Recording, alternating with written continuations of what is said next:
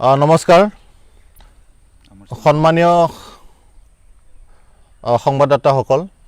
আজি আমি all BTR media association এই সংগঠনৰ জৰিয়তে এটা প্ৰেছ মিট অৰ্থাৎ সংবাদমেল আয়োজন কৰিছোঁ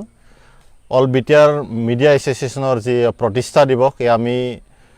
25 নৱেম্বৰ 2021 আমি পালন কৰিবলৈ গৈ আছোঁ কাৰণ 2020-25 নৱেম্বৰত আমাৰ যি all BTR digital media association ইয়াৰ জন্ম হৈছিলে আমাৰ খৈৰাবাৰীতে গতিকে আজি আমি মুংখলং গাৰ্ডেন খৈৰাবাৰীত ইয়াত আমি সংবাদমেল আয়োজন কৰিছোঁ আমাৰ প্ৰতিষ্ঠা দিৱসৰ কাৰণে 25 নৱেম্বৰ শুক্লাই চেৰফাং যি পাৰ্ক আছে তাতে আমি আমাৰ অল বিটিআৰ ডিজিটেল মিডিয়া এছ'চিয়েশ্যনৰ তৰফৰ পৰা আমাৰ এদিনীয়া যি কাৰ্যসূচী প্ৰতিষ্ঠা দিৱসৰ লগত সংগতি ৰাখি আমি আয়োজন কৰিছোঁ আমাৰ এই সময়ত বিশেষকৈ অল বিটিআৰ মিডিয়া এছ'চিয়েশ্যনৰ সন্মানীয় সভাপতি ডাঙৰীয়া আছে তেখেতক মই চিনাকি কৰাই দিব ওলাইছোঁ দীপেন ডেকা ডাঙৰীয়া তেখেতক চিনাকি ল'বলৈ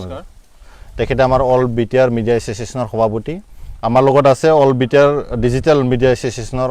সন্মানীয় উপ সভাপতি কৌস্তভমণি শৰ্মা তেখেতক নিজৰ চিনাকি দিবলৈ ওলাইছোঁ ধন্যবাদ বিশেষকৈ আমি যি প্ৰতিষ্ঠা দিৱস পালন কৰিবলৈ গৈ আছোঁ ইয়াত আমি বিশেষকৈ কেইটামান কাৰ্যসূচী লৈছোঁ আমি নিশ্চয়কৈ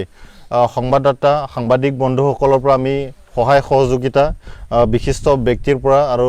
ৰাইজসকলৰ পৰা শ্ৰদ্ধা ৰাইজসকলৰ পৰা আমি সহায় সহযোগিতা আমি নিশ্চয়কৈ কামনা কৰিম আমাৰ যি প্ৰগ্ৰাম আছে কাৰ্যসূচী আছে অকণমান মই গুণগুণাই দিব বিচাৰিছোঁ সেইদিনাখন 25 তাৰিখ 2021 নৱেম্বৰ আমাৰ ৰাতিপুৱা 8 বজাৰ পৰা ষ্টাৰ্ট হ'ব ফ্লেগ হোষ্টিং আমাৰ কৰিব সভাপতি দীপেন ডেকা ডাঙৰীয়া তেখেতে থাকিব 8টা বজাৰ পৰা আমাৰ দিনজোৰা যি কাৰ্যসূচী ইয়াত আমাৰ সমেষ্টু মাৰ্টিয়াছ 76 আছে লগতে প্লেণ্টেশ্যন প্ৰগ্ৰাম ৰাখিছোঁ আৰু বিশেষ সেমিনাৰ আমি ৰাখিছোঁ ইয়াতে আমি বিশেষ এটা টপিকৰ বিষয়ত আমি আলোচনা চক্ৰ ইয়াতে কৰিম লগতে ফেলিচিটেশ্যন এটা প্ৰগ্ৰাম আমি ৰাখিছোঁ সম্বৰ্ধনা অনুষ্ঠান য'ত নেকি আমাৰ জ্যেষ্ঠ ব্যক্তি জ্যেষ্ঠ সাংবাদিক তেখেতসকলক আমি সম্বৰ্ধনা জনাম লগতে আমি বিভিন্ন দিশত সাংবাদিকতাৰ বিভিন্ন দিশত আমি আলোচনা কৰিবলৈ সেইদিনাখন যত্ন কৰিম গতিকে আকৌবাৰ মই সকলোকে অনুৰোধ জনাইছোঁ সেই বিশেষ দিনটোত 2021 চনৰ অৰ্থাৎ চলিত বৰ্ষৰ 25 নৱেম্বৰত আপোনালোকে যেন বাক্সা ডিষ্ট্ৰিক্টৰ শুক্লাই চেৰফাঙত আহি আমাৰ যি সংবাদমেল এই সংবাদমেলৰ যোগেদি আপোনালোকক মই অনুৰোধ জনালোঁ লগতে মই বিশেষ এটা কথালৈ দৃষ্টি আকৰ্ষণ কৰিব বিচাৰিছোঁ আমাৰ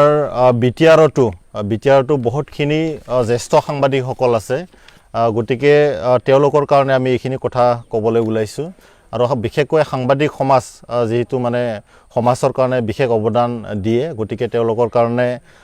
বিটিআৰ যি গভৰ্ণমেণ্ট তেওঁলোকে ইলেকশ্যন কেম্পেইন বা তেওঁলোকৰ ইলেকশ্যন মেনিফেষ্টো ইলেকশ্যন ইস্তাহাৰত কেইটামান কমিটমেণ্ট দিছিলে গতিকে এই যি কমিটমেণ্ট তেওঁলোকে 7টা পইণ্ট আমাক দিছিলে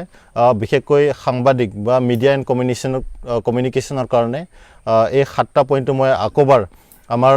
বিটিআৰৰ চিফ CEM মহোদয়ক আকৌবাৰ মই তেখেতক ৰিমাইণ্ডাৰ দিব বিচাৰিছোঁ আজিৰ সংবাদ মেল যোগেদি পোনপ্ৰথমতে তেখেতসকলে কৈছিলে যে যি বড়োলেণ্ড ৰাদাব নিউজ পৰ্টেল আছে তেওঁলোকে টিভি চেনেল কৰাৰ কথা কৈছিলে গতিকে তেওঁলোকৰ যি ফাৰ্ষ্ট কমিটমেণ্ট আছিলে ইয়াতে তেওঁলোকে লিখিছে এইটো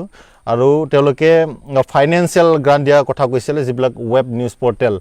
তেখেতসকলে কৈছিলে ইলেকশ্যনৰ আগত আৰু তেওঁলোকৰ ইলেকশ্যন ইস্তাহাৰতো এই কথাবিলাক আছে আৰু তেওঁলোকে এডুকেশ্যনেল যি এক্সকাৰ্ছন মানে নেশ্যনেল আৰু ইণ্টাৰনেশ্যনেল লেভেলত সাংবাদিকসকলৰ কাৰণে তেওঁলোকে এইটো আমাক কমিটমেণ্ট দিছিলে গতিকে আমি আজিৰ যি সংবাদমেল এই সংবাদ মেলৰ যোগেদি তেওঁলোকক আমি অনুৰোধ কৰিছোঁ যাতে তেওঁলোকে কমিটমেণ্টবিলাক মানে ফিল আপ কৰে আৰু তেওঁলোকে কৈছিলে যে 60 বছৰ যি ঊৰ্ধ্বৰ সাংবাদিকসকল আছে তেওঁলোকে পেঞ্চন দিয়াৰ কথা কৈছিলে বিশেষকৈ 4 নম্বৰ পইণ্ট আমি 4 নম্বৰ পইণ্টটো বিশেষকৈ গুৰুত্ব দিছোঁ আমি বা বিশেষকৈ মই জুনিয়ৰ সাংবাদিক হিচাপে আমাৰ সিনিয়ৰ যিবিলাক মানে সাংবাদিকসকল আছে তেওঁলোকক মানে সন্মান দিয়াৰ অৰ্থে তেওঁলোকৰ যি সমাজত কণ্ট্ৰিবিউশ্যন দিয়া সেইটো চাইফালে যাতে আমাৰ চৰকাৰখনে বিটিআৰ গভৰ্ণমেণ্টখনে তেওঁলোকক যাতে পেঞ্চনৰ যি ব্যৱস্থা অতি শীঘ্ৰে কৰি দিয়ে আমি অনুৰোধ কৰিছোঁ আমাৰ সভাপতি ডাঙৰীয়াও মানে 32 বছৰ সাংবাদিকতা কৰিছে তেখেতৰ সিনিয়ৰ এজন সাংবাদিক তেখেতসকলৰ যিটো মানে চৰকাৰী সাংবাদিক বুলি ক'ব লাগিব আমি আজি তাৰিখত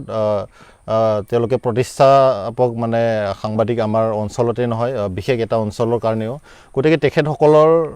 যি অৱদান সমাজত কোনো নুই কৰিব নোৱাৰে তেখেতসকলৰ কাৰণে এটা ব্যৱস্থা নিশ্চয়কৈ তেওঁলোকে কথা যিটো কৈছিলে আমি বিচাৰিম যে অতি সোনকালে তেওঁলোকে যি কথা এই কথাবিলাক মানে ৰাখে আৰু বিশেষকৈ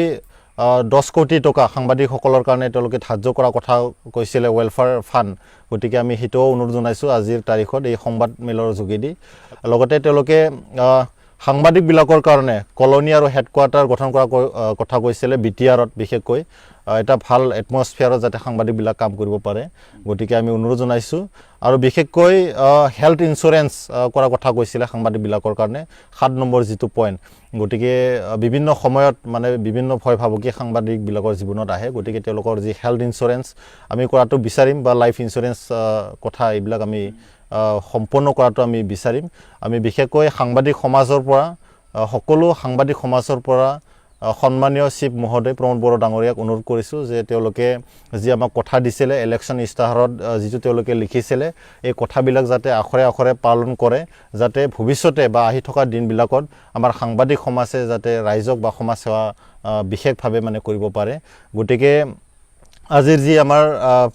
সংবাদ মেল অল বিটিআৰ মিডিয়া এছ'চিয়েশ্যন ইয়াত আমি বিশেষকৈ দুটা প্ৰসংগ আনিছোঁ এটা হ'ল আমাৰ প্ৰতিষ্ঠা দিৱস ইয়াত আমি আকৌবাৰ সকলোকে আমাৰ যি অনুষ্ঠান 2021 চনৰ বা চলিত বৰ্ষৰ 25 নৱেম্বৰত আগভাগ লোৱাটো বিচাৰিম আমি অনুৰোধ কৰিছোঁ লগতে বিটিআৰ গভৰ্ণমেণ্ট প্ৰমোদ বড়ো ডাঙৰীয়াৰ নেতৃত্বত যিখন এলায়েন্স গভৰ্ণমেণ্ট চলি আছে তেওঁলোকে যেন আমাৰ সাংবাদিকসকলক যিখিনি কথা দিছিলে সকলোমে মানে পালন কৰিব পাৰে আমি অনুৰোধ কৰিছোঁ বিনম্ৰভাৱে আজি যি সংবাদ মেল এইখিনি কথা কৈ সামৰণি মাৰিছোঁ ধন্যবাদ